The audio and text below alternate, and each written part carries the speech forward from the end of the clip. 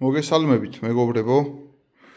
დღეს მინდა კიდე ერთი ფაქტი განახოთ და აგიხსნათ ერთი მომენტი და ვარიანტი, რაც ხდება ამ ნავზე. ეს ნავი არის კოლიბრის ფირმის და არის მინიმუმ 10 წლის თუ 15 წლის არა.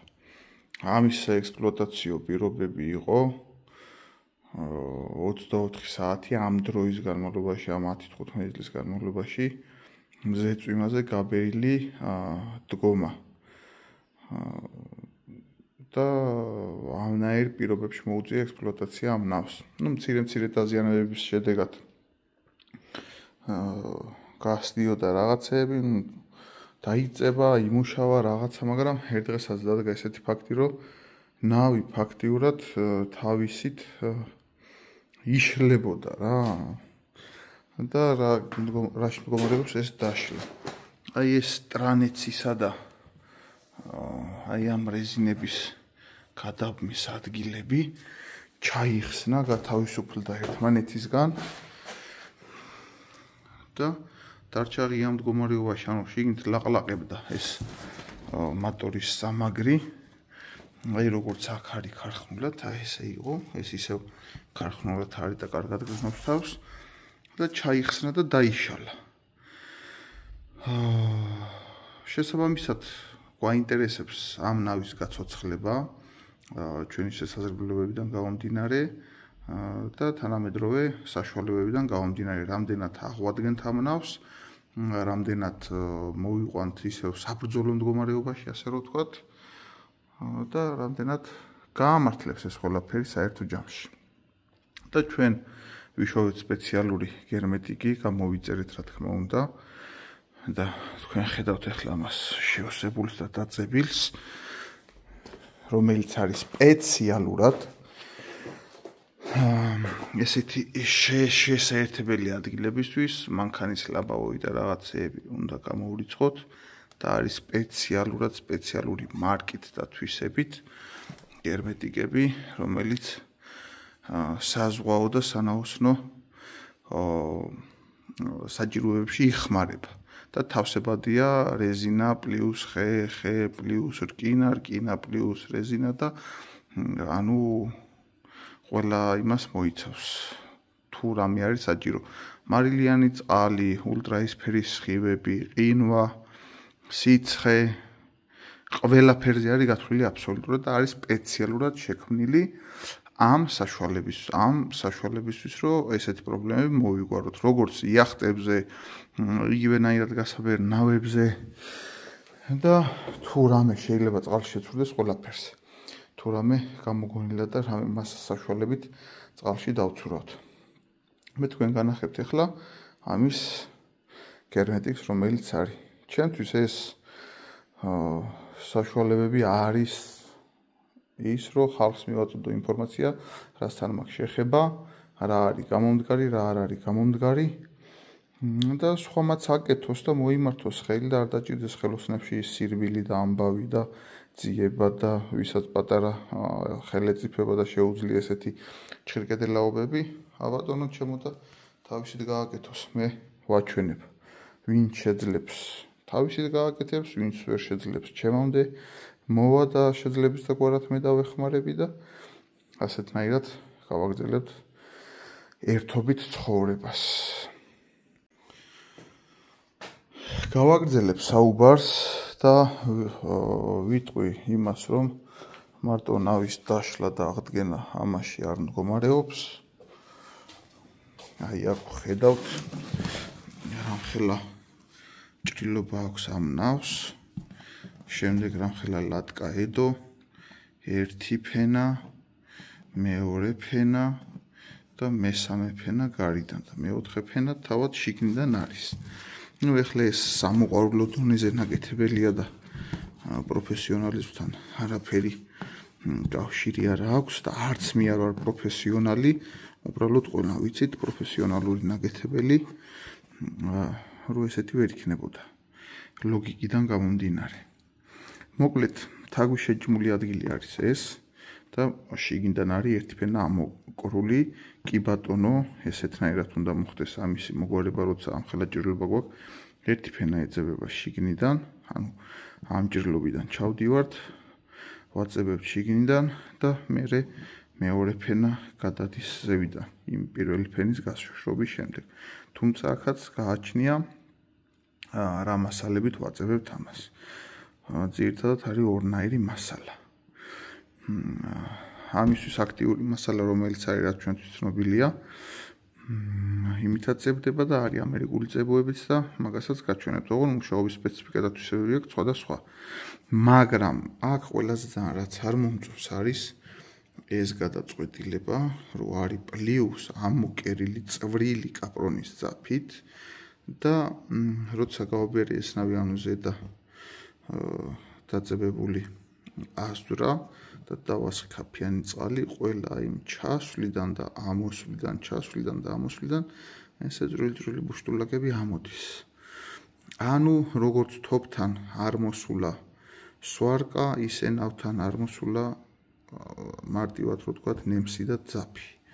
არანაირ საჭიროებას არ წარმოადგენდა ეს, უბრალოდ ამის გამგეთებელს რომ დაეტოვებინა თავის წებოზე დაპრესილ მდგომარეობაში ეს და გაშრობის შემდეგ დაეწებებინა ისევ სტანდარტულად ზევიდან, ჩვეულებრივ დაიჭერდა და იმუშავებდა.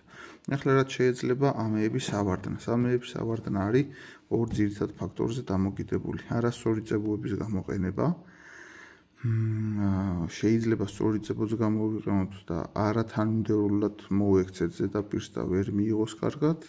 შეიძლება ეს ყველაფერი გავაკეთოთ კარგად, მაგრამ დრო და ჟამი გავიდა და როგორც გითხარით, ძალიან დიდი ხელმისაწვდომაზე გდების შემდეგ დაკარგა თავის თვისება იმ წებოებმა და მაინც მოხდა ლატყის ესეც რო ვთქვათ, ამ საკერებელის ავარდნა. და კიდე ერთი ფაქტორი. ამ შემთხვევაში აუცილებლად უნდა გამოვიყენოთ ორ კომპონენტიანი წებო, რომელიც აი ის მეორე კომპონენტი უზრუნველყოფს ულტრაისფერის სხივებისგან დაცვას და გაძლებას ნაკერისას.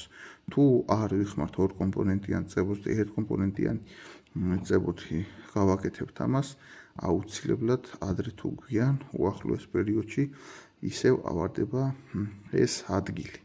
ერთ კომპონენტიანი წებოები შეიძლება იმ მოჩრდილულ ადგილას, სადაც მზი არ ხვდება და აგრესიული დატვირთვები არ მოდის ნავზე, გამოვიყენოთ იმ ადგილას. ეხლა შემდეგ იქეთა გვერდზეც ჰქონდა ესე რომ ვთქვათ, ჭრილობა დაწებებული, ეს დავშალეთ ჩვენ, აი ეხლა რამხელა ჭრილობა გვაქვს აქ და რამხელა ის უნდა დავაზღვიოთ. ამ ჭრილობაზე, ანუ ახაც თაგვის ამოჭმულები იყო რამდენიმე წერტილი, აქ გადადიოდა ეგრეთ წოდებული აი ეს ტალღისგან დამცავი ზონარი, ზევიდან კი იყო კოლიბრის ლოგო დაწებებული და ამ სივიწროვეში იყო ეს დაწებებული, რაც გადმოდიოდა ამაზე და მოკლედ არათავსებადი იყო და ვერ იყო დაჭერილი ჰაერის გადინება. ჩვენ გავათავისუფლეთ ამ ზონარისგან ეს მონაკვეთი, რაც არაფერს არ დააშავებს გარდა იმისა, რომ შეიძლება ცოტა ამოჩქეფება წყლის გქონდეს აქედან მეტი. მოვხსენით ზედა ლოგო, რომ აქ ჩვენ შეგვძლებოდა მასალასთან მისვლა, მუშაობა და დაწებება და შესაბამისად გამოვჭერით ეს მონაკვეთიც, გავაერთიანეთ ჭრილობა, რათა შიგნიდან დავადოთ ლატკა და მე ზევიდან დავადოთ მეორე ლატკა.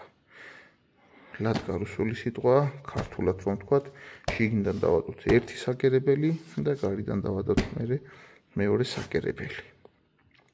ამ ყველაფერს განახებთ. ამ შემთხვევაში წინა ვიდეოდან განსხვავებით იქნება ის, რომ გამოვიყენებთ ამერიკულ წებოს, ორ კომპონენტიან წებოს, რომელიც გამოირჩევა თავისი კარგი თვისებებით, რაღაც მიმართულებით, მაგრამ რაღაც მიმართულებით თვითონ ამ ნავზე უკრაინელები რასაც ხმარობენ, ის წებოც ძალიან მაგარია. ეს ამერიკულიც მაგარია, ოღონდ სამუშაო თვისებები აქვს სხვადასხვა და ამ სამუშაო თვისებებზეც ვისაუბრებთ აუცილებლად. მოკლედ ორი ესეთი ადგილი გვაქვს მოსაგვარებელი ერთი ეს მეორე ეს და ნახოთ რამდენად მოვაგვარებთ და შევძლებთ გავაცოცხლოთ ეს კარგი ზომის ნავი. აი ესე ეგრეთ წოდებული კილი თავისით აი ესე ავარდა ამ სამაგრიდან. ანუ ფაქტიურად ნავი არის ვადაგასული. ნახოთ გავაცოცხლებთ თუ არა ამ ნავს, გამოგვადგება თუ არა, რადგან ვიცოდეთ როგორ მოვიქცეთ შემდეგ შესაბამისად, როცა ესეთ ასაკოვან ნავებთან გვექნება შეხება შეკეთების დროს. და ახალგაზრდა ნავებს, რა თქმა უნდა, კიდევ უფრო იოლად მოვაგვარებთ. მოკლედ ვაგრძელებთ ჩვენს ნავის გაკეთებას. აგერ ხედავთ იქეთ გასაკეთებელ ნავს, ეხლა ჩვენ გამოვჭერთ საკერებლებს და შესაბამისად თანდათან გავეშვებით და განახებთ ყველაფერს. ეხლა ეს მოზომილი ვარ და ვჭრით.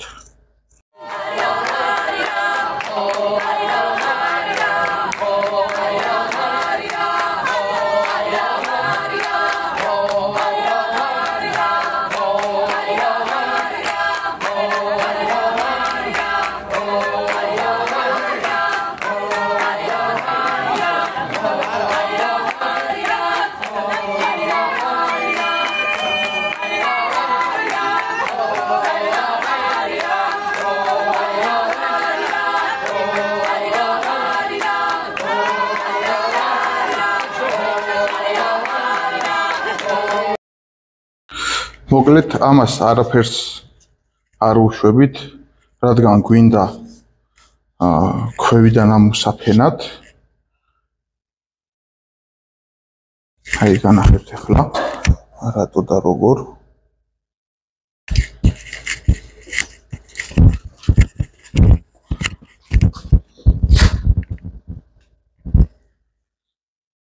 აი აქ გვინდა ქვევიდან ამოსაფენად. აი ამ ადგილას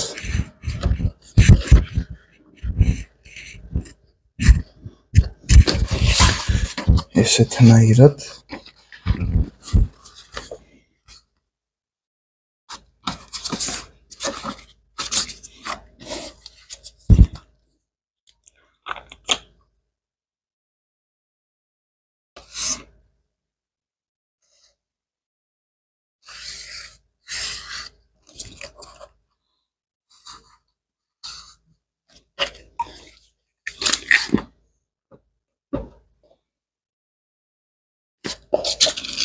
ცოტა უკან ჩამოვწევთ.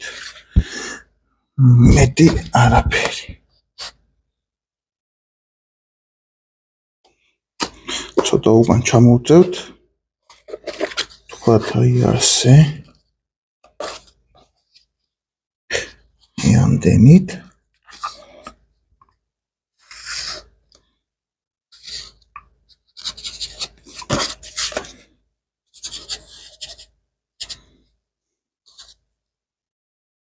ყველაფერი იდეალურად. ეს ამისთვის.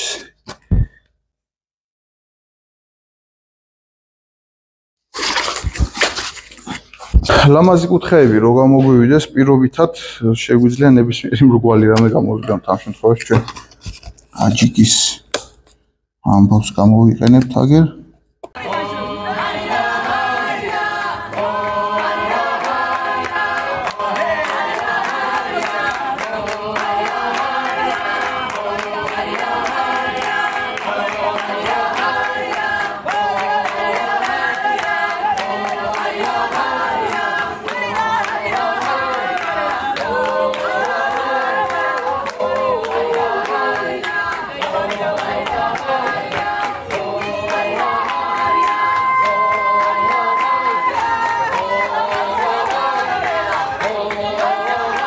ეხლა ჩვენ როგორც წესი და რიგი დავამუშავებთ ამ კონკრეტულ საკერებლებს, რომ კონდეს სრული ვისუფთავე როგორც ესაჭიროება ამა თუ იმ წებოს და ზედაპირს რომ არ იყოს რამე კითხვის ნიშნები რატო არ მიიწება რა მოუვიდა აი როგორი ჭუჭი ავიდა რატო უნდა გავასუფთავოთ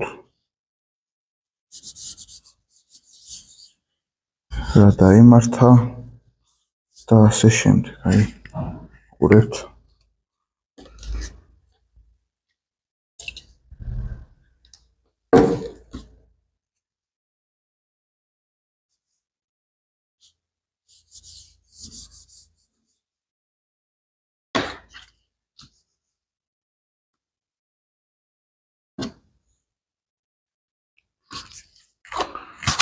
ეხლა ჩვენ განვიხილავთ აი ესეთ წებოს და წებოს გამომშვებ ფისტალეს კონკრეტულად თავისი წყვილებით თუ რას წარმოადგენს და რისთვის არის ეს აუცილებელი აგერ წარმოქმნილი აქ წებოები ეხლავე აგიხსნით რა ხდება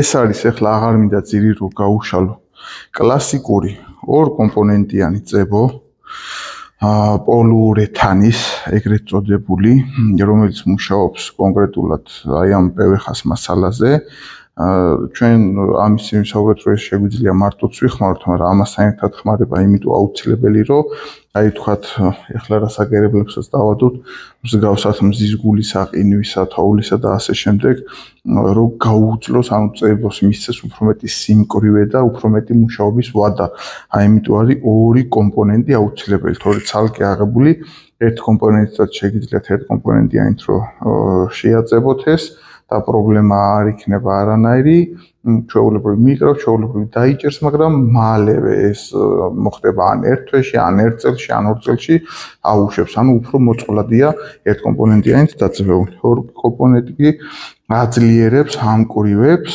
და ხდის აი ძალიან დიდ ხნიანს ფაქტიურად სამუდამოს ამ დაძაბებულ მასალებს ასე რომ ვთქვათ შემდეგ ამისა ჩვენ გამოვიწერეთ ამერიკული წებო რომელიც არის ისე ორ კომპონენტიანი და არის აი ესეთი კონკრეტულად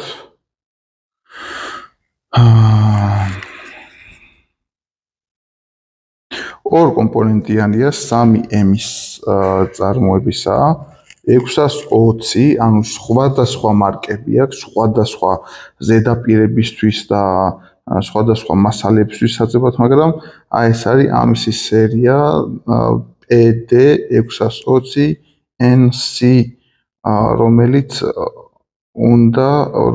იხმარება კონკრეტულად ამ საქმიანობისთვის. როგორც გვეუბნებიან, ეს ორ კომპონენტიანი წებო არის ამ ორ კომპონენტიან წებოზე უფრო მძლავრი, უფრო მტკიცე, აი ყველანაირად უფრო ძლიერია. ოღონდ გააჩნიათ სამუშაო თვისებები, განსხვავებული სამუშაო თვისებები გააჩნიათ, ასე რომ ვთქვათ რა. რაში გამოიხატება ეს სამუშაო განსხვავებული თვისებები? ამ ორ კომპონენტიან წებოს ერთმანეთზე რო შევურევთ 1-10 წილზე ესე ერევა და აქედან უნდა აიღო მოკლედ მილიგრამებით და ამბებით ან მთლიანი წუბიკი მოზილო და მთლიანი ეს დაასხა, რაც ხშირ შემთხვევაში არ გვჭირდება და ეს დოზირებები ცოტა ძნელი დასაცავია აქედან გამომდინარე, რომ რამდენი მოზილო, რამდენი გეყოფა, როგორანაირად და ანუ ამის წასმის შემდეგ ჩვენ ვიცით რომ ეს მძლავრად უნდა დაუპრესოთ ზედაპირზე ეს და მორჩავს всё ის 24 საათში გაშრება და მზად არის მუშაობის. ამის შემთხვევაში კი განსხვავება არის ის რომ ეს შრება 2 საათში ისე რომ არანაირი პრობლემა არ არის მერე, მაგრამ სრულ შრობას აღწევს 24 საათში და ანუ იმ დაწევებულ ზედაპირზე ჭირდება მოჭიმვა, ანუ რაღაცა თქვა დადებული თუ რამე სიმძიმე დავადოთ, აი როგორც ტუფლი დაგვიწებები ასე, ან საჭიმები ვიხმაროთ და მოპრესი მდგომარეობაში მაინც უნდა იყოს. 2 საათის განმავლობაში. ზედაპირი როგორი უნდა იყოს, ამას უწერია აცეტონით მოსუფთავება ამ წებოს, ორივე ზედაპირის და ორივე ზედაპირზე უნდა წაესვას, ვიცით ინსტრუქცია, რომ 10 წუთი ან 5-10 წუთი უნდა დაყოვნდეს ერთი ფენის წასმიდან ორივე ზედაპირზე და მერე კიდე მეორე ფენა უნდა წაესვას, მერე 15 წუთი დავაყოვნოთ, 60 გრადუსით უთოთი გავათბოთ და დავპრესოთ. ამ შემთხვევაში მაგდენი ამბავი საჭირო არ არის, ასე რომ ვთქვათ, არც გათბობა უნდა ზედაპირს, რა თქმა უნდა, პლუსი უნდა იყოს ზედაპირი, მაგრამ მაგდენი ინსტრუქციები არ არის დასაცავი, ასე რომ ვთქვათ. მოკლედ ვაყენებთ ამ ფისტალეტში თანაბარი გამოშვებისთვის ერთი წამით ეს უნდა დავიცვათ თანაბრად. რომელი დიდი, რომელი პატარა უნდა განსაზღვროთ. ხო ბატონო ჩემო, აი ესეთნაირად ჩავაყენოთ. აი აქ დგება ეს ამ ფისტალეტში ცალკე აღებული მივეცი $20, რაც უნდა გასაკვირი იყოს. ესეთნაირად შემოდის აქ. შემდეგ ამისა ეს დგება აი აქ ესეთნაირად და დავახურავთ. ამას ძვრება ცხვირი.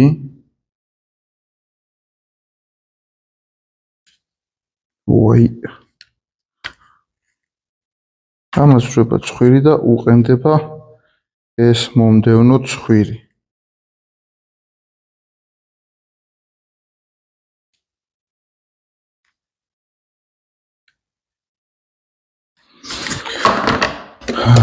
ეს მომდევნო ცხვირი და რისი თქმა მინდა, რისი ახსნა მინდა, რომ ამ მომდევნო ცხვირში ესეც ორ კომპონენტიანი წებოა, ასე რომ ვთქვათ, და ამ მომდევნო ცხვირში всё, ეს არის აწყობილი და როდესაც ჩვენ აქედან ხელს მოუჭერთ, ამ გამომავალ ცხვირში არის მოკლედ თავისებური ზიგზაგები, არ ვიცი ახლა აქ ჩანს თუ არა, სადაც ხდება სწორი თანაფარდობით ამ ორი კომპონენტის შერევა და გამოსვლა გამზადებული წებოსი იმ დოზით, რამდენიც გინდა რომ იხმარო. და არ გიწევს მეტი, მოკლედ როგორც აქ უნდა ვიწვალოთ, რამდენი გვეყოფა, ამდენი გრამი გადავასხათ, არამედ ხმარობ აქედან ჩვეულებრივ ამას. და გამოდის მზა შეზავებული ყველაზე საუკეთესო დოზით წებო, უსვავთ ამ ზედაპირზეც, უსვავთ ნავის ზედაპირზეც და მოხდება ისა რა ქვია, შეკავშირება ამისი დაახლოებით 20 წუთი აქვს სამუშაო დრო, ანუ აქ რო წაუსვა და იქაც რო წაუსვა, ანუ 20 წუთში უნდა წაუსვა ორი ზედაპირს და შეაკავშირო და მოაქციო პრესის ქვეშ. სინძიმის შეკუმშვის ქვეშ უნდა მოაქციო და 2 საათში გაშრება და 2 საათში შეიძლება რომ აუშვა. მაგრამ 24 საათი მაინც უნდა ვაცადოთ, რომ სრული ის აიღოს, მე დავბეროთ და რაც გვინდა ის გავაკეთოთ. ოღონდ ამას უწერია, რომ კარგი იქნება, აუცილებელი არ არის, მაგრამ კარგი იქნება მცირე ზომის ზუმფარითო თუ დავამუშავებთ ამ ზედაპირებს, როგორც ნავის ზედაპირს, ისე ამ ზედაპირს. და ისე თუ ვიზავთ ამ ყველაფერს. ჩვენ დაზუმფარებული გვაქვს ეს ყველაფერი, ახლა არ გაჩვენეთ და მოკლედ დავიწყებთ ახლა წასმას, მიწებებას და ამ პროცესის ჩვენებას. ცალკე აღებული ამაში მივეცი $20 ამ ფისტალეტში, ანუ ფისტალეტი უფრო ძვირად ღირებულია. თვითონ ამ წებუებში ამ ერთ ჭუბიქში ეს არის 50 მილიგრამიანი ჭუბიკი, ანუ 50 მილიგრამიანი ჭურჭელი, ჩვენებურად რო ვთქვათ. და სადღაც $9-10 მივეცი ამ ერთ ცალ წებოში. მაგრამ ეს ცხვირები ამ შემთხვევაში ფისტალეტს მოყვა. ოღონდ ხმარების შემდეგ ეს ცხვირი უნდა მოუხსნათ და გადავაგდოთ. და შემდგომი ხმარების დროს დავაყენოთ ახალი ცხვირი და ვიხმაროთ თავიდან. რეალურად ფისტალეტი, გამოსადევნი ფისტალეტი არის მუდმივი, ამასაც თავისი ზომა წერია 50 მილიგრამიან ანუ ამ ჭურჭლებზე იხმარება, არის უფრო დიდი ჭურჭლებში ეს წებუები, იმაზე ისინი აქ არ ჩაეტევა, ამ კონკრეტულზე უნდა ვიხმაროთ და პისტოლეტი არის მუდმივი, წვერები და წებო გვაქვს ხოლმე საყიდი, მაგრამ სანამ ამ ერთ წებოს დავხარჯავთ, ზოგ შემთხვევაში წვერები არის საყიდი. დაახლოებით $5-10 ღირს ხოლმე, დაახლოებით გეუბნებით ამ წვერებს, მაგრამ ჯობია რა. რომ იცი რომ ის დოზა გამოდის, ის ზომა გამოდის, ის წონა გამოდის, რაც საჭიროა და არ გეფიქრება იქ ზედმეტ რაღაცეებს. მოკლედ ახლა გავაგრძელოთ ჩვენი საქმიანობა და ვნახოთ რა გამოგვივა და როგორ გამოგვივა ბატონოჩო. აბა წავედით.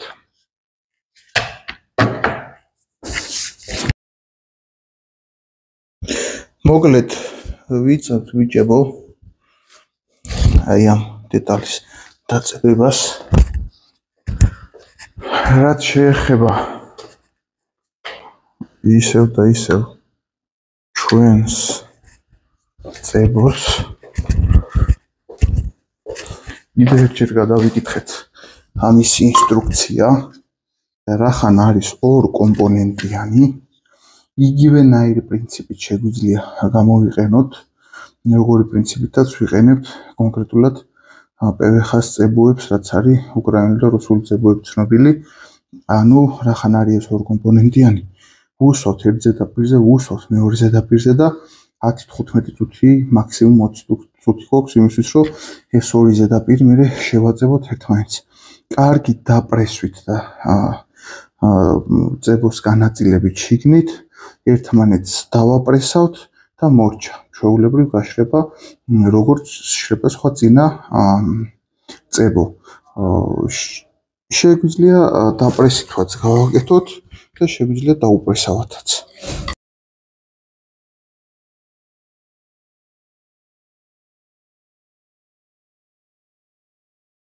ხო ამ ქვედა ფენაში ასე რომ ვთქვათ ჯერ ჩავაფინე ქაღალდი და შემდეგ ჩავდე ეს ჩვენი დასაწები მასალა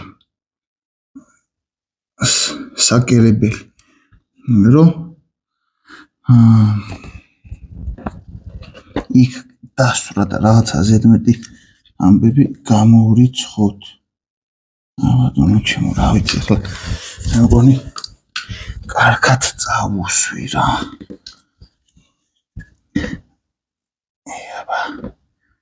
იაბა მთლიანი წრე შევკარი წებოთი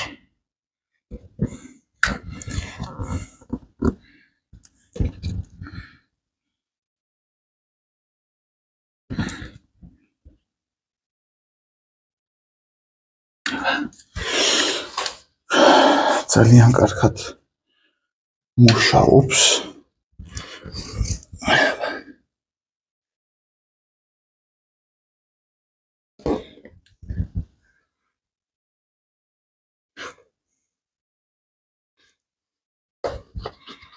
თვითონ წებო და მისი თვისებები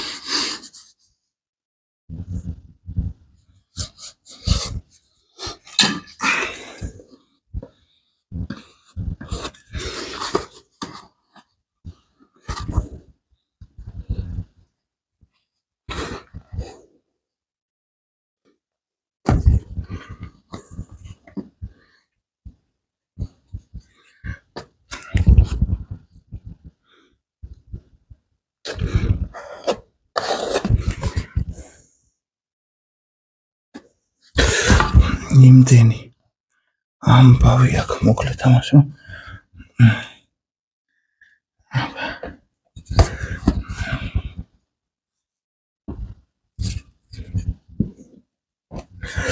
კაი ეხლა ჩვენ უნდა მოვასრულოთ რომ წავუსვათ მეორე ზედაპირს წავუსვათ ამასაც და დავაწებოთ და დავადოთ სიმძიმე აჭრებს რომ დავადოთ სიმძიმე. იმიტომ რომ ესე ჯობია.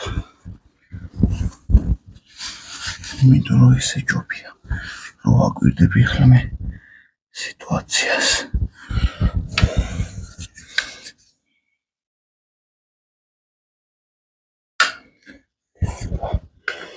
ახლა უღრეშენ.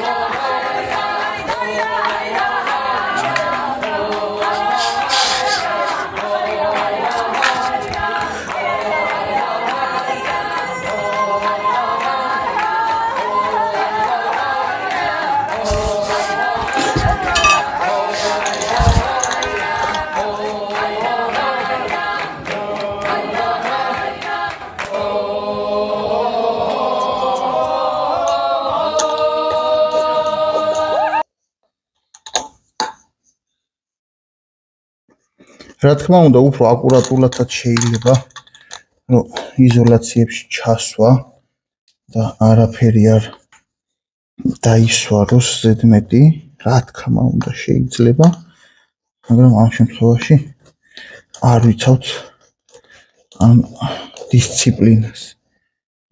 შეიძლება ლანკალანძვის ღირსიც გავხდე, მაგრამ არა უშავს. ამ შემთხვევაში ასე გადავწყვიტეთ. ბატონო ჩემო, იდეალურად მოირგო რა, იდეალურად.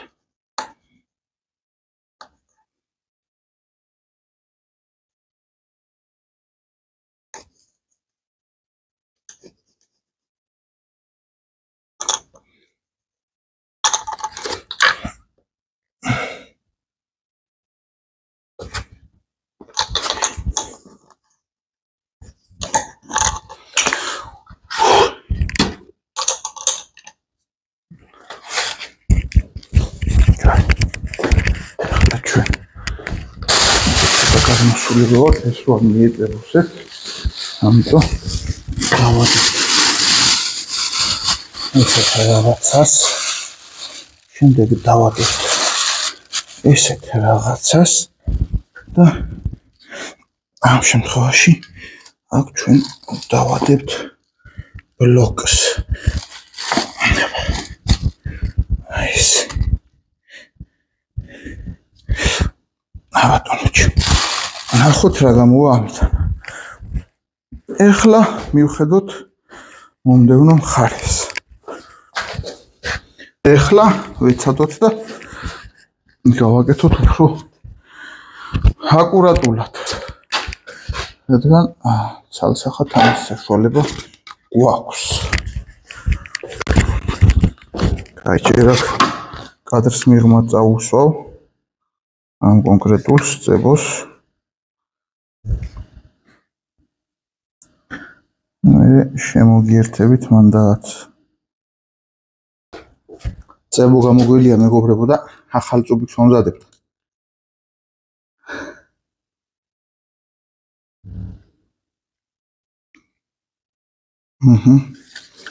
გავაგრძელებთ ახლა ისევ.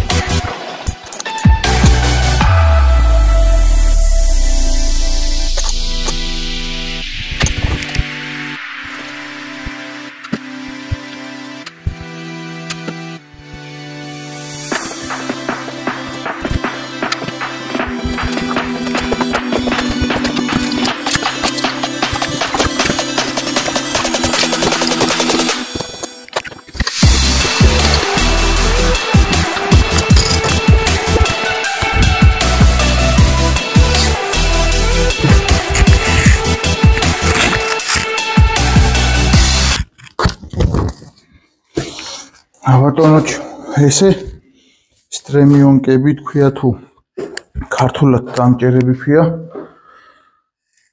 დავიჭირეთ ამით, რომ საფოლოო ფიქსაცია მივცეთ და რამე არ გაგვეპაროს.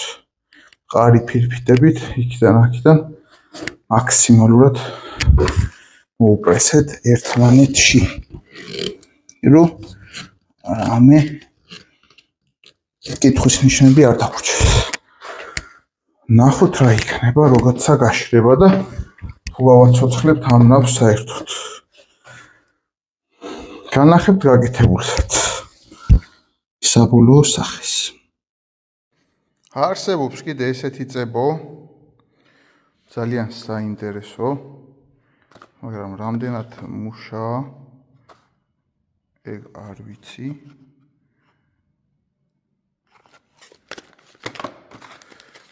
ესეთი წებო თავისი მეტი წამით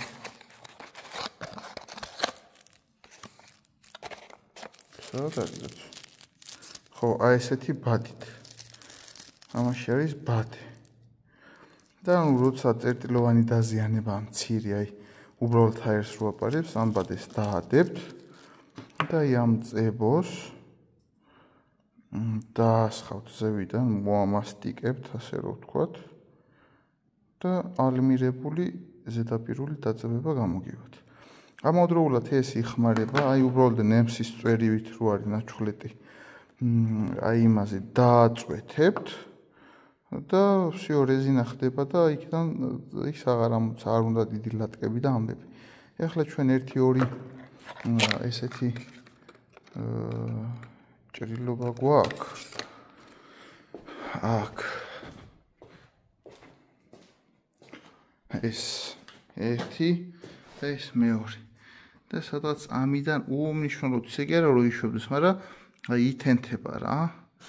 და ეხლა ჩვენ ამას გარშემო დავამუშავებთ. ამითი, ამ წებოთი და ვნახავთ გააპარებს თუ არ გააპარებს და გვეცოდინება ღირს თუ არა. სადღაც 60 ლარამდე დაჭდა ეს წებო, 20 მილიგრამია. არის უნივერსალური იმ გაგებით, რომ ზედაპირულად მუშაობს და რაღაც დიდი ისინი არ ჭირდება. ფილოსოფიები და ვნახოთ როგორ გაუძლებს ულტრაისფერ სხივებს.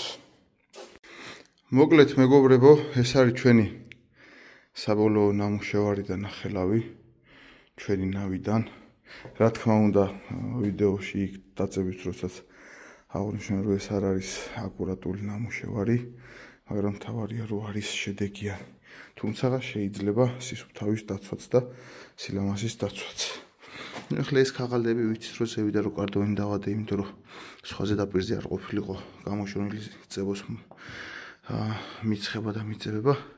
დავაზღვიეთ აქ ცოტა ზედმეტი გამოგვიტირდა დამჭერებით, მაგრამ აბსოლუტურად დაიჭირა მთლიანად.